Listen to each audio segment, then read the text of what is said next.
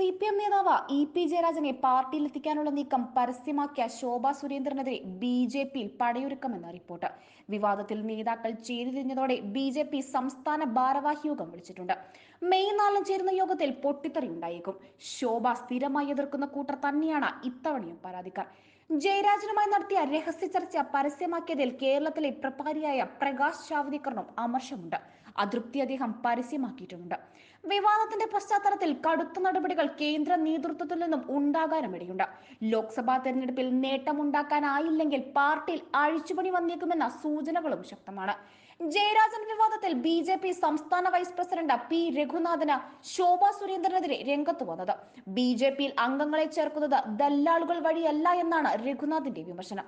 കളങ്കിത കൂട്ടുകെട്ട് പൊതുപ്രവർത്തകർക്ക് ഭൂഷണമല്ല. വിവാദങ്ങൾ കോൺഗ്രസിന് വേണ്ടി മാധ്യമങ്ങൾ സൃഷ്ടിച്ചതാണോ എന്ന് പരിശോധിക്കണം. ഫേസ്ബുക്ക് പേജിൽ രഘുനാഥ് പ്രതികരിച്ചു. പാർട്ടി സംസ്ഥാന അധ്യക്ഷൻ K സുരേന്ദ്രനുമായി അടുപ്പം പുലർത്തുന്ന നേതാവാണ് P രഘുനാഥ്.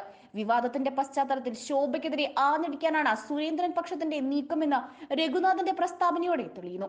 എന്നാൽ ശോഭയെ അനുകൂലിച്ച PK കൃഷ്ണദാസ് എത്തിയിട്ടുണ്ട്. ശോഭ അവരുടെ അനുഭവമാണ് വെളിപ്പെടുത്തിയത് എന്നായിരുന്നു കൃഷ്ണദാസിന്റെ പ്രതികരണം.